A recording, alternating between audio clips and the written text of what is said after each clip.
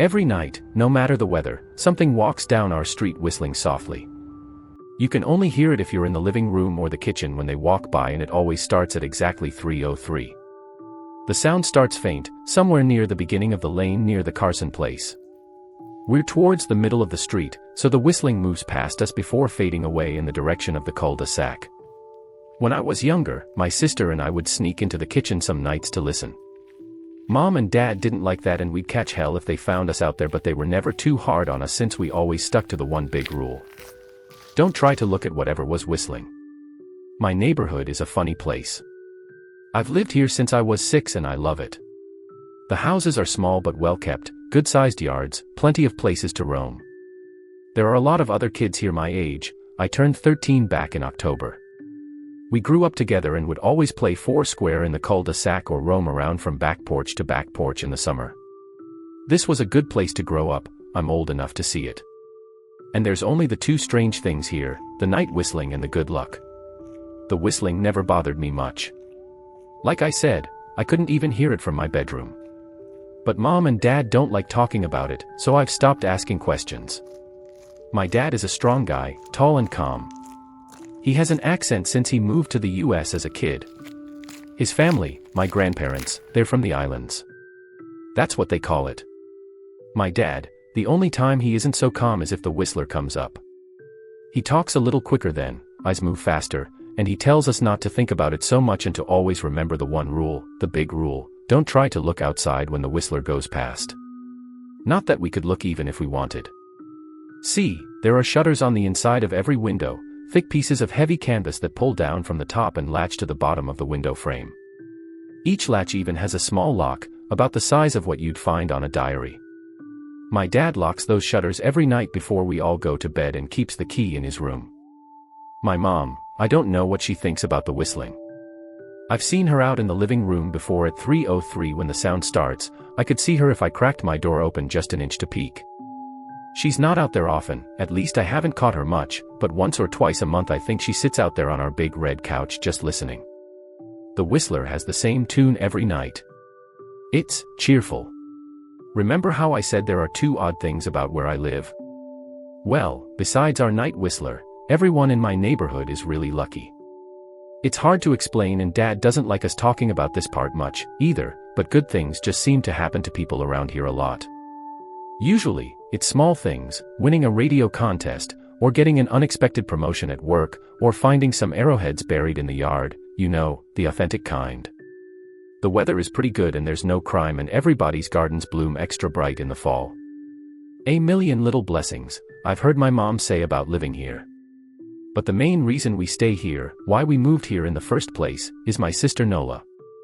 She was born very sick, something with her lungs. We couldn't even bring her home when she was born, only visit her in the hospital. She was so small, I remember, small even compared to the other babies. A machine had to breathe for her. We moved into our house here to be closer to the hospital. As soon as we moved here, Nola started getting better. The doctors couldn't figure it out, they chalked it up to whatever they were doing, but we all could tell they were confused. But my parents knew, even I knew, Nola getting better was just another of the million little blessings we got for living in our neighborhood. So that's why we stayed even after we found out that, for every small miracle that happens here every day, now and then, some bad things happen. But they only happen if you look for the whistler. See, our neighborhood has a welcoming committee. They show up with macaroni casserole and a gift basket and a manila folder whenever someone new moves in. They're very friendly. 4 people showed up when we moved in 7 years ago. The committee made small talk, gave me a Snickers bar, and took turns holding Nola. It was her first week out of the hospital, so they were extra careful. Then the committee asked to speak to my parents in private, so I was sent to my room where I still managed to hear nearly every word. The welcoming committee told my parents about how nice the neighborhood was, really exceptionally, hard to explain kind of nice. And then they told my parents about the even harder to explain whistling that happened every morning at 3:03 and ended at the tick of 3:05. The group, our new neighbors, warned my parents that the whistling was quiet, would never harm or hurt us, as long as we didn't look for what was making the sound. This part they stressed, and I pushed my ear into the door straining to hear them. People who went looking for the whistler had their luck change, sometimes tragically. A black cloud would hang over anyone that looked. Anything that could go wrong would. The manila envelope the committee brought over contained newspaper clippings, stories about car crashes and ruined lives, public deaths and freak accidents. Not everyone dies, I heard the head of the committee tell my dad. But the life goes out of them. Even if they live, there's no light in them ever again, no presence. My mom, I could tell she wasn't taking it seriously. She kept asking if this was some prank they play on new neighbors. At one point my mom got angry, accused the committee of trying to scare us out of our new home, asked them if they were racist on account of my dad being from the islands. My dad calmed her down, told her he could tell our new neighbors were sincere and they were just trying to help us. He explained that he grew up hearing these kinds of stories from his mom and that he knew there were strange things that walked among us. Some of those strange things were good and some were bad, but most were just different. After the committee left, Dad went out to the hardware store, bought the canvas blinds, the latches, and the locks and installed them on every window in the house after dinner. That first night in our new house, I crept out of my room at 3 a.m. only to find my dad awake sitting on the living room couch, holding my baby sister. My dad held up his finger in a motion but patted the couch next to him. I sat and we waited. At exactly 3:03 we heard the whistling. It came and it went just like our neighbors said. The whistling returns each night and we never look and we enjoy our million little blessings every day. Nola breathes on her own and she's grown into a strong, clever girl. My dad even joined the welcoming committee. We don't get new neighbors often, why would anyone want to leave? But when a new family moves in, my dad and the committee bring them macaroni casserole, a gift basket, and the manila folder. I can always tell by the look on my dad's face when he comes back if the family took the committee seriously or if we'd be getting new neighbors again very soon. Not long ago a family moved in directly next to us. The previous owner, Ms. Maddie, passed away at age 105. She'd lived a good, long life. Our new neighbors seemed like they'd fit in just fine. They believed the welcoming committee, took my dad's advice about the locking shutters since they had a young child of their own. Whatever newspaper clippings were in that manila envelope, whatever evidence, my dad never let us see. But I imagine it must have been awfully convincing since our neighbors got along with no issues for the first month. One night, when our new neighbors had to leave town, they sent their son, Holden, to stay with us. He was 12, a year under me in school. I didn't know him well before that night, but as soon as his parents dropped him off after dinner I could tell it was going to be a bad time. Do you know who is always out there whistling every night? Holden asked the moment the adults left the room. The three of us were sitting in the den, some Disney movie playing idly on the television. My sister and I exchanged a glance. We don't talk about that, I said. I think it's that weirdo that lives in the big yellow house on the corner, Holden said. Mr. Tolles, my sister asked. No way, he's really nice. Holden shrugged. Must be a psycho killer, then. Nola tensed. We don't talk about it, I repeated. Let's go in my room and play Nintendo. We spent the next few hours playing games, eating popcorn, and then watching movies. A typical sleepover, but I could see Holden was getting antsy. After my parents had wished us a good night, locked the blinds, and gone to bed, Holden stood up from his beanbag and walked over to where Nola and I were sitting on my bed. Have you ever even tried looking? He asked. It's nearly time. Like most sleepovers, we conveniently ignored any suggestion of a bedtime. I was shocked to see he was right, it was almost 3 a.m. I sighed. We don't dash. See, I can't even try to look because my dad locks the blinds every night and hides the key, he continued, ignoring me. So does our dad, said Nola. No, replied Holden. No, he doesn't. You saw him do it, I said, a little sharper than I meant to sound. Holden grinned. Your dad locks the blinds, yeah, but he doesn't hide the key. He keeps it right on his normal keychain. So? I asked, worried I already knew what he would say next. Because I had noticed that my dad didn't bother hiding the key anymore after all of these years. Because he knew we took it seriously. So, after your dad locked up but before your parents went to bed, I went to the bathroom. And on my way, I may have peeked into their room, and I may have seen your dad's keychain on his nightstand, and I maybe went and borrowed the key to blinds. Nola and I stared and his grin only grew wider. "You're lying," I said. Holden shrugged. "You can check if you want. Just open your parents' door and look, you'll see his keychain right there on the nightstand." "Stay here," I told both of them. "Don't move a muscle." I hurried over to my parents' room but hesitated at the door. If Holden wasn't lying, my dad would be angry. Beyond angry. I was scared thinking about it. But more scared of an open window with the Whistler right outside. I opened the door, barely an inch, and looked in, but it was too dark to see. Taking a deep breath, I walked into the room. 2 steps into the dark I froze. The whistling started. And I could hear it clearly, from my parents' room. I never realized, but they must have heard the sound every night since we moved into the house. They never told us. I don't think I could have slept through it. I stood there, listening to the whistling come closer, unsure whether I should turn on a light or call out for my dad. Soft sounds from the living room brought me back to reality. "Nola," I yelled, running out of my parents' room.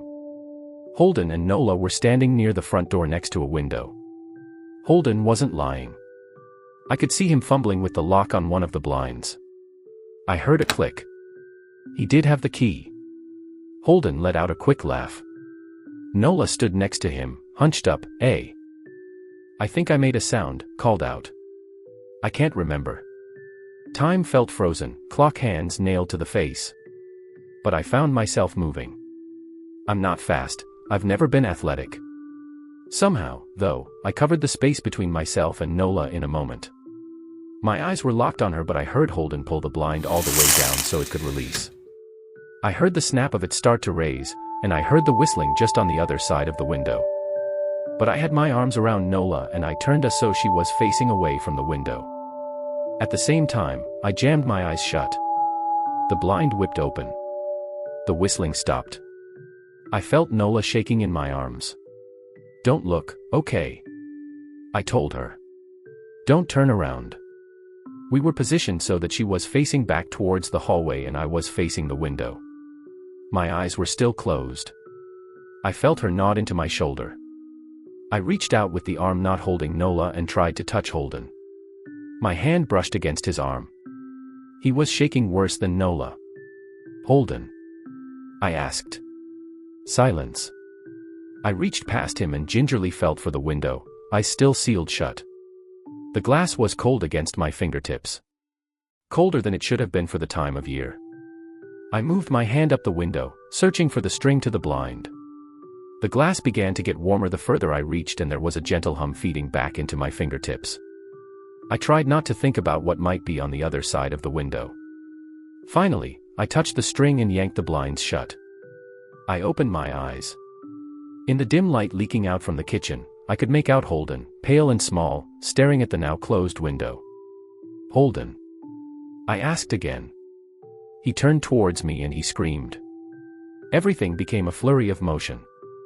Light sparked to life in the hall, then the living room. My parents' footsteps thudded across the hardwood floor. I didn't turn to look back at them, my eyes were glued to Holden. He was pale, had bit his lip so hard there was a thin red line of blood running down his chin and he'd wet himself. "What happened?" my dad asked from behind me. I managed to swivel away from Holden and look back. He looked. I'd never seen my dad scared before, but I saw it that night, in that moment, an old, ugly terror stitched on his face. A parent's fear. "Just Holden," he mouthed to me. I nodded yes. My dad let out a breath. He looked so relieved I nearly expected him to cheer. But then he turned to Holden and my dad's face changed. I wondered if he felt bad for feeling good that Holden was the only one that looked. There was a knock at the door. We all froze. Holden whimpered. "Don't answer it," my mom said. She stood at the threshold of the hall. I'd always thought she was a skeptic and just humored my dad about the windows and the Whistler, but that night we were all believers. I noticed that both of my parents held baseball bats they must have taken from their bedroom. The knock came again, a little louder this time. "Please don't open the door," Holden whispered. My dad walked over to him, hugged him close. "We won't," my dad promised, still holding his bat. "Nothing is coming in here tonight." This time the knocking was loud enough to rattle the door. Holden screamed again and Nola clutched her arms around my neck. My mom came over and knelt down next to us, wrapping my sister and me close. "Call the police," my mom whispered to my dad. The knocking instantly stopped. My dad looked over his shoulder at us. "Do you think?" He was cut off by frantic knocking that trailed off to a polite tap tap tap. "Police," something said from the other side of the door. The voice from outside sounded exactly like my mom, like a parrot repeating the words back to her. "Police. Call. The police, tap tap tap, police." My mom pulled us closer. "Police. Police. Police. Police. Please stop," I heard her whisper. "I don't think calling them will help," my dad said. "How will we know when they're the ones at the door?" The knocking came back harder than before. The door shook. Then it stopped. After a long moment, I heard the knocking again, but it was coming from our back door. We all turned together towards the back door, but the knocking immediately returned to the front door. Front to back to front, loud then quiet then loud again. Suddenly, the sound was coming from both doors at once, big, heavy blows like a sledgehammer. Then something started rapping against all of the windows in the house, then the walls. It was like we were living inside a drum with a dozen people trying to play at once. Or we were a turtle and something was attempting to claw us out of our shell. "Stop!" Holden yelled. The knocking died. "I won't tell," Holden said, staring at the door. "I promise I won't tell anyone what I saw. Just please go away." We waited for nearly a minute. Then we heard it, a soft tap tap tap coming from the window Holden had looked through earlier. Holden started to cry, sobbing like a prisoner watching gallows being built outside their cell. My dad held him, brushed his hair but never lied to him, never told him things would be okay. The tapping at the window went on for the rest of the night. We huddled together in the living room for I don't know how long. Eventually, my mom tried to take us kids into my room while my dad stayed to watch the door. But the second we moved into my bedroom, the knocking came back, so loud it was possible to ignore. I was afraid the door couldn't take it. We went back to the living room and the knocking stopped. Only the tap tap tap on the window remained. None of us slept that night. The tapping stopped around 7 a.m. That's about the time the sun comes up here. We waited another 2 hours before my dad opened the blinds from one window. He made us all go back to my parents' bed. Holden's parents came back around lunchtime. My mom and dad walked Holden over to his house and they all went inside for quite a while. Nola and I watched from the window. She stuck to me the whole day, right at my side, sometimes holding my hand. When my parents came back they looked grim but wouldn't tell us what they said to Holden's family. It was a Sunday so we all spent the day together, ordered pizza and watched movies. That night everyone slept in my room, Nola and my mom in the bed with me, my dad in a chair he'd pulled over. There was no knocking that night or any night since.